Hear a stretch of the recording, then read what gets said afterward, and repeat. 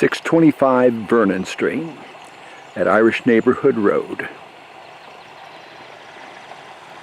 Mount Abrams, Tibbetts, Long Mountain, and Elwell Mountains.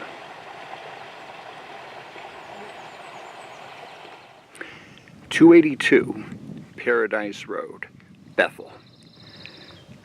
Mount Abrams, Twitchell, Long, and Elwell Mountains.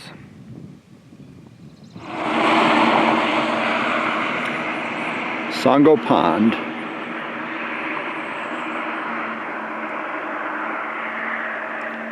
coming up, Long Mountain, I believe, and then to the left would be Tibbetts above the trees, buried by the trees, and to the right, Elwell. Skillings Road, Bethel, new subdivision. Songo Pond down on the bottom of the hill. Mount Abrams, Long, Elwell. This is Maggie's Nature Park Trail Edge View for Maggie's with the turbines. Come over here. This was taken at 625 Vernon Street with the Irish Neighborhood Road. And the turbines up on, there's Mount Abrams, there's Tibbetts, Long Mountain, Elwell. Coming down here is Paradise Road with views from the houses along that road.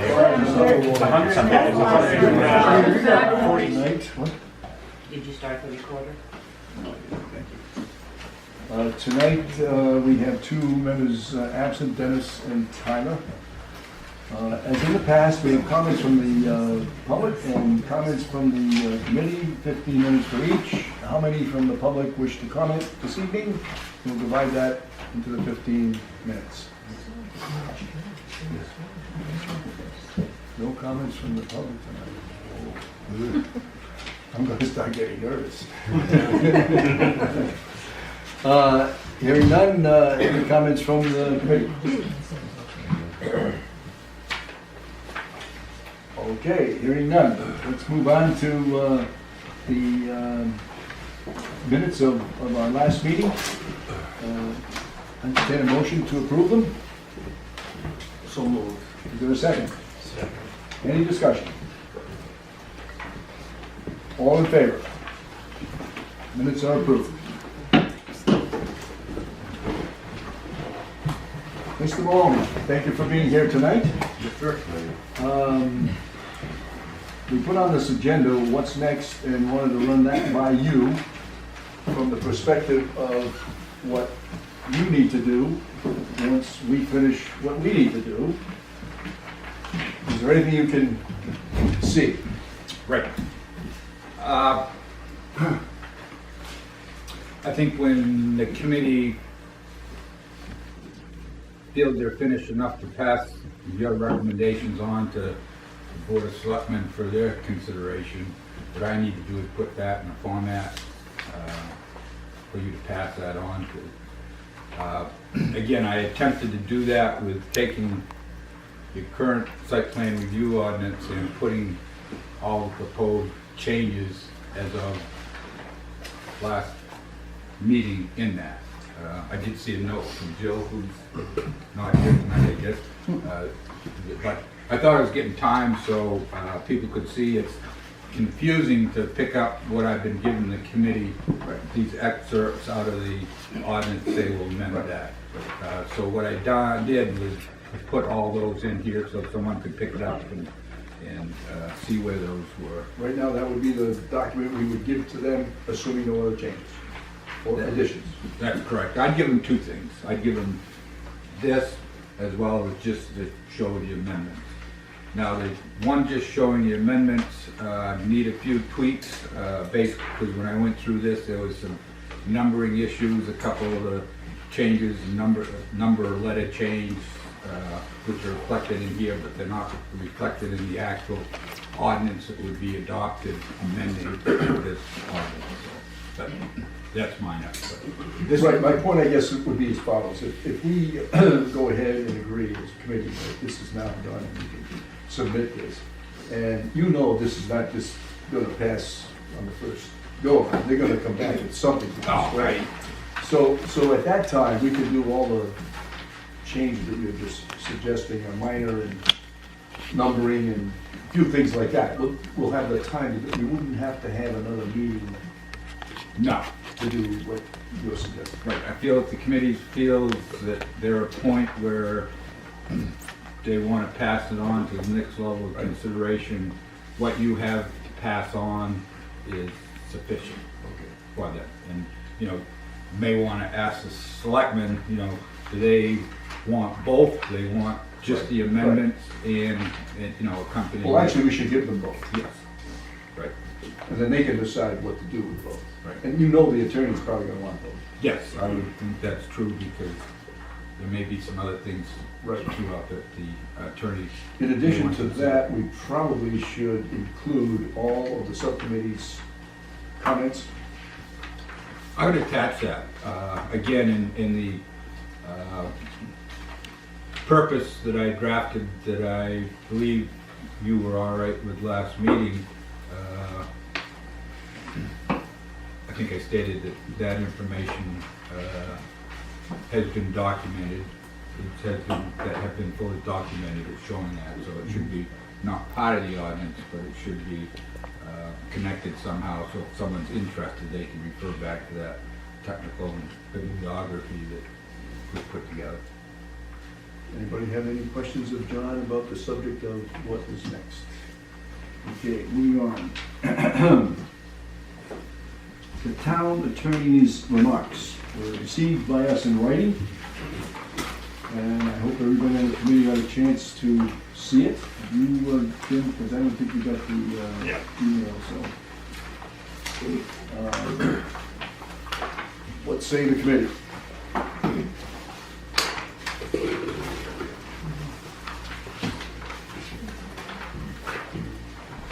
Well, I guess after reading, that it could, you know, it does seem like it is legal and we can include it. I guess I was wondering if we should try to answer the questions around, yeah, I guess it made me reconsider and feel like perhaps we should include something in the ordinance with regards to the PVPC. Anyone else? The one thing that I've been struggling with continues, and that is the legalese involved and or not. Referring to Rob's comments, we, the committee, being not a legal background, should be drafting this kind of thing. And turn it over to an attorney to do that. And the net result of that action would be probably more delay in getting the ordinance changes to date to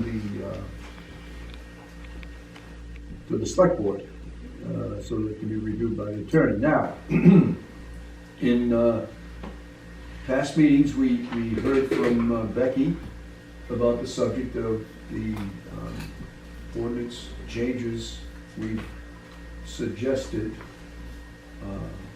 should they pass, would provide the protection, pretty solid protection, for many different areas of concern, including health and including property value. Because more than likely the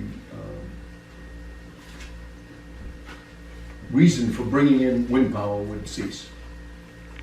If the height limitation holds, then the economics of wind power disappear. And so it becomes moot, the issue of PVG. So I'm inclined to suggest to the committee that we not include PVG, PVPP, whatever we want to call this, in our recommendations at this time. Should the town vote against our recommendations, then the next phase of the process, insofar as we can determine right now, is that it will return to a committee, whether it's this committee or some other committee, I don't know. That would be up to the select board, okay? And at that time, bring to the fore this issue, because we'll be discussing changes to the ordinance again. That would be my suggestion. I don't know if anyone else is in agreement with that, or you have something else. I agree. Yeah, I'm with Jesse a little bit on this. I thought the response back was intriguing. It hadn't been challenged and it could be enacted if we so choose, and it sounded like the hurdle for us is to then give some sort of rationale and then some sort of distance around it. And I mean, I'm not sure how qualified we are to come up with what that distance is and a rationale, although I'm sure we could come up with something. And then we've heard on both sides from the public and from the board on reasons to include it and reasons not to include it. So I'm kind of on the fence. Yeah, this is the kind of stuff that legal wording is always an issue. It's extremely difficult to put into an ordinance something where you're guessing, you have no data to really rely on with respect to the issue, and then on top of that, so many variables involved. And there are a tremendous number of variables, as we all have discussed here, involved with property data. And one component would be the view, another component would be the closeness, another component would be all kinds of other things relative to that one factor, and that's the wind tower, or a family of wind towers. And is it subjective? I believe you've got an issue there. And if it's going to be subjective, it's going to be somebody's going to decide it, and it's going to be somebody not here. It's going to be a judge, and judges, they are all over the map. I think with the setbacks, with the sound, and with the height limitations, those three items right there should be more than enough to bring in front of the town. Anything else is complicating it and will probably limit your chances of passing this. Which was another issue that, if you remember on prior meetings, I brought up the fact that we've already had experience in this town with land use, and Jim remembers it well. The town was very confused about the rules, and the rules were very complex. And while we were writing the rules, the planning board was writing the rules, we agreed that they were complex. That was the whole issue, that the thing was complex. But we were getting guidance from the state via the CEO, and that guidance was not good. It really wasn't for a rural community. So we presented it to the town after 5 years, because I think the pressure was on to do that, if I'm not mistaken, Kim. And that confusion led to, no, I don't understand it, I'm voting against it. Well, that's why I say this, those three items are all that's really necessary to present to the town. This should be over and done, we should be sitting home having a decent dinner. If you just leave it at that, leave it at just what we've got written, leave the rest of it out, they're not gonna build 2.5 mile setbacks. They're not gonna build 250-foot towers. That takes care of the Economics, problem. the economics disappeared, yes. So to go any further, I think is just, is wasting everybody's time. And like Larry said, the option is there, if it's sent back to us, we can add the property Revisit value it. guarantees in there. Yeah. And we do have, then you would probably have more time to hire the attorney and do We should Do be it. doing it. in a way that is going to pass legal muster. Well, Kathy Ford actually sent this to me, and I'm sorry I didn't get it to you guys earlier, but it's the basic real property value protection agreement that was written by Illinois attorneys. So this one was written by attorneys, and it seems to sort of cover everything that we're talking about. So I think if it were to come back to our committee, that, you know, we don't need to reinvent the wheel. If we've got something that has been included in North Dakota, North Carolina, New York, all these other places who've written this type of a property protection agreement, and it's been done by lawyers, that, you know, we've got something that in hand. And I thought we mentioned at the last meeting that this could also be a part of the application, you know. Well, that was one of the things I threw in mind. Yeah, And the fee to cover the appraisal baseline would come out of the application yeah, money. And so then the town, through the planning board, would set a fee much higher than Rob had to go through, because he was gonna be dealing with this kind of stuff. But, and it would be specifically targeted for that purpose. I mean, it's interesting, the two property value protection agreements, the one that you just handed out, and the one that's in the 125th Main, Yeah, is yeah. very similar. And there's really very little difference between the two. And it doesn't preclude the, if a company comes in and wants to enter into this type of agreement with a abutter or with anyone, it doesn't prohibit them from doing that during the process going through the planning board. Correct. right. So- Which has always been the case. Yeah, which is, doesn't preclude it from happening. Right. Right. And that might be something that, if someone does come in here and wants to do it, that might be something they would entertain. Mhm. So, Well, I would entertain a motion to not include this. You want to make such a motion? I'll make a motion. So moved. Second. And any more discussion? All in favor? You're not in favor? Okay. It's okay. The motion carries. So folks will include this if our recommendations fail at the vote.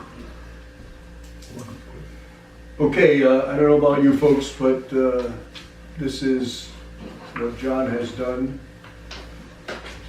And it's proposed, this is the way you do things, the proposed amendment.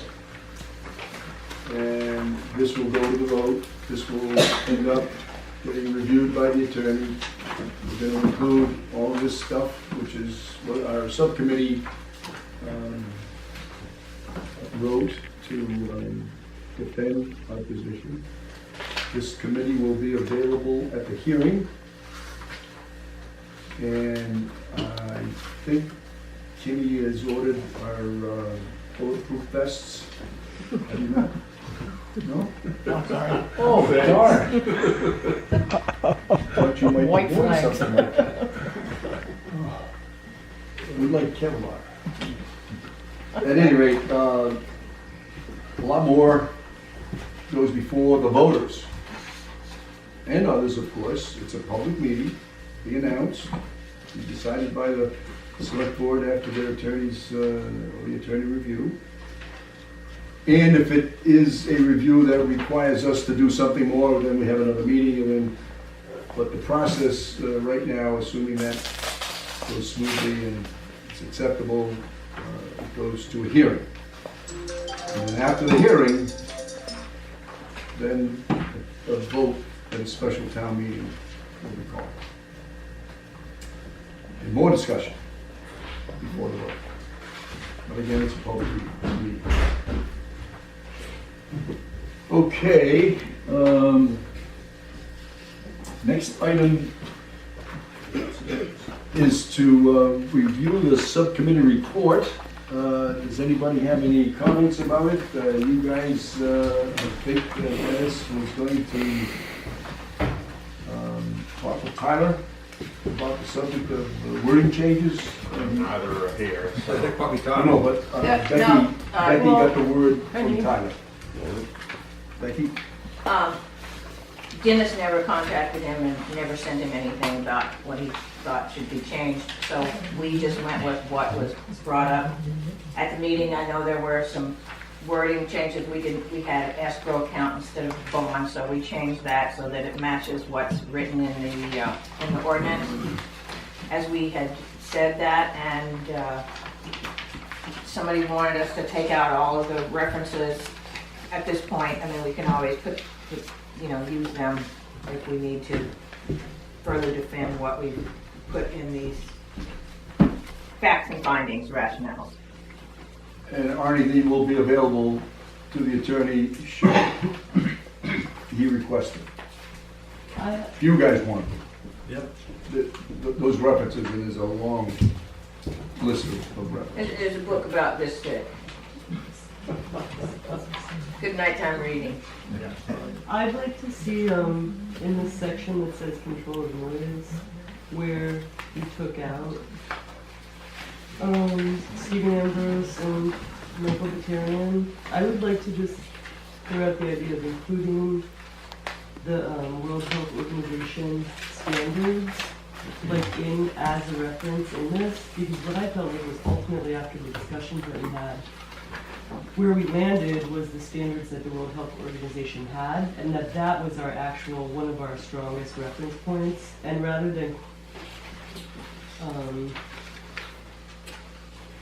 than have it in the footnotes or whatever, I thought it'd be nice to just add into that section that starts with the ORC was able to have 2 sound professionals, somewhere in that paragraph before where it says, or maybe where around where it says these types of areas generally have an ambient sound level of around 25 dBA. I thought we should say something about having gone with the World Health Organization standards and then quoting that. Does that make sense to anybody? Just because it's such a factual piece of information and it's not contacted sound engineers, it's a pretty agreed upon health standard. If you look at setback standards, the sentence there says, we were also given a presentation on the World Health Organization's information regarding sound and setback suggestions based on distance and turbine model. Yeah, that's already in there. Where does it say that? It's under the setback Setback standards. standards. Instead of putting on both Can we setback put and it, noise. Yeah, put it in Can we both. Sure, put it in- put it in the, we can put it in the other one. I and don't see just why not. like quote it directly? Yep, That's not a big deal. It's No. pretty easy, we right? can move that, yep. Not a problem. I'll put this copy to, Now, Kim has this. yes, And say like the World Health Organizations from whatever the last year was, I don't know. Yeah. Makes sense. Well, I mean, for defense, we were given the presentation. Yeah, we Really, were. as far as we need to go with respect there. if somebody wants to know what it says, we'll give them the stuff that we looked at. Yeah. I mean, it's open for further review, and this is just a way to Yeah. get further review. That was the only thing I Yeah. could see that I thought maybe would be helpful. It's already in there. So we can put that, we'll put that sentence in Yeah. Okay. Any other comments and entertain a motion to accept these with the change indicated? It's a motion initiated. Second. Motion made and second. Any more discussion? All in favor? Okay. So that motion passes. So John, we have this guy. We have subcommittee. Now we're on item 8, committee. What's next? What do we want to do next? Make the change to that Jesse suggested, And submit? submit. Any other discussions? Yeah, that's what we should do.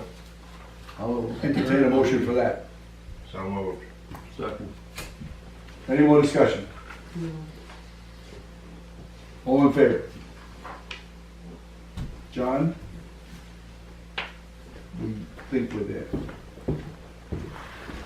Good? Congratulations.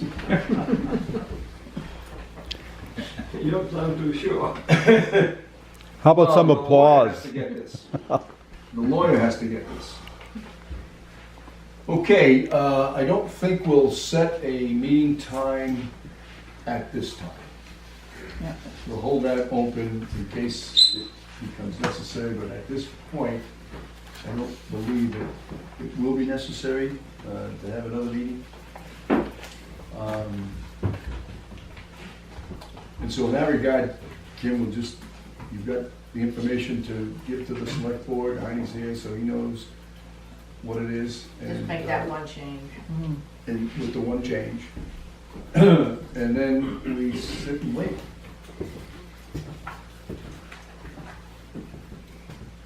John? And, yes, sir. Just a point of clarification, in relationship to the public hearing.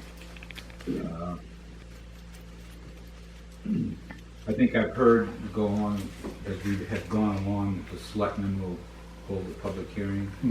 I think your ordinance says that the planning board shall conduct a public hearing on any proposed amendment, so maybe you want to do it jointly just to cover what the ordinance says. Okay. Just, you know, Artie, you want to work with the planning board and, I suppose they could do their own and then have the planning board but do it at the same time, right? Right, no sense to that too. sure. Okay, thank you for mentioning that, because we don't want more delays because of a Minimize. procedural Right. problem. That tends to be, after this long a period of time, a little bit of a problem for us to deal with. Okay, are we finished? Now, the citizens' comments, we have 1, and we have 2, 3, and 4. Okay, tonight, I'm going to give 4 minutes each. Wow. You're up there.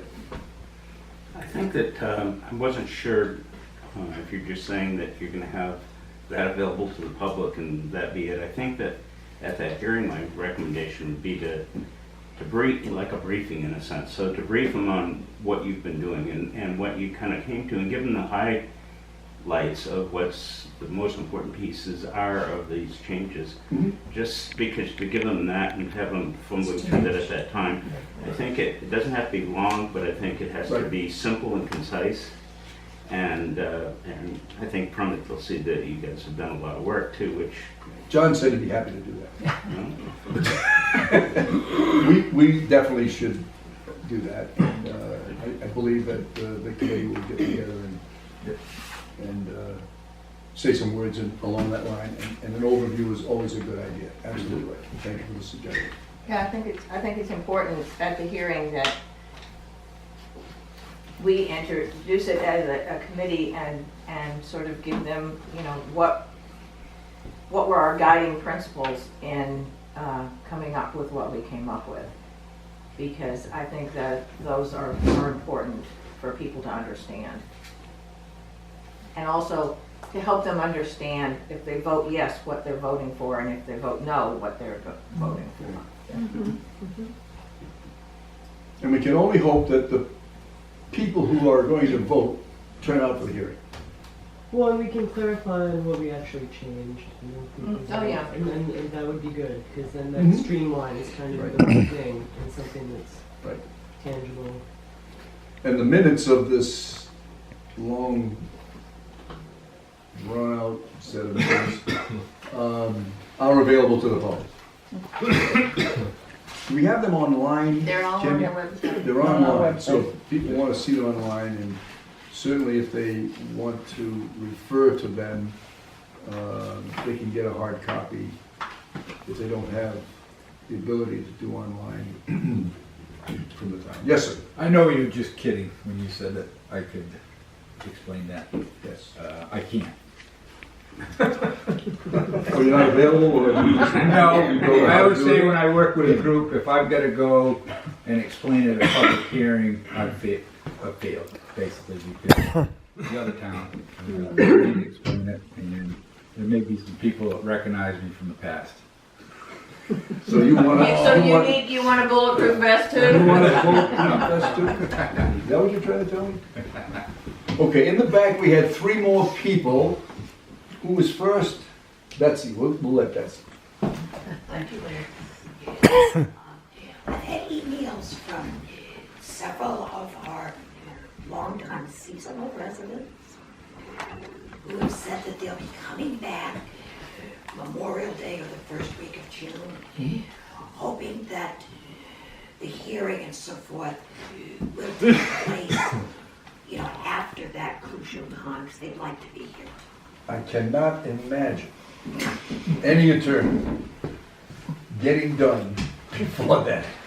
After Personally. like June 5th or something. Okay. Of course, Betsy, what we could do is we could just task the select board. You guys got to read this first. Yeah. And that'll take a couple of months. Did you hear that, Arnie? Ken, what's the notice period, public notice period for a public meeting? I have 2 weeks' notice. Right. So, unlikely to Two happen before newspapers, Memorial Day. Very, very unlikely. I don't see it happening before then. And you know that they're probably going to have questions, and so we'll have to I'll let them get know. back to them. Who else wanted to speak? You're up. Somebody else? You. I just wanted to give a very sincere and heartfelt thank you to Kim Sparks, the entire board, and all of the people that participated in the public comment, for all the hard work you've done, time, determination, perseverance, all without bulletproof vests, and missing all your dinners, like Jim said. Thank you for everything you guys put into this and coming to the conclusion at the end here. And it's very much appreciated for all you've done. Thank you for the time. Mr. Fisher or Dr.? Yeah, I was gonna make similar comments to what has just been said, so I'll second the motion. Thank you, Bill. Anyone else? I'll entertain a motion to adjourn. So moved. A second. Maybe this is a final meeting. We can only hope.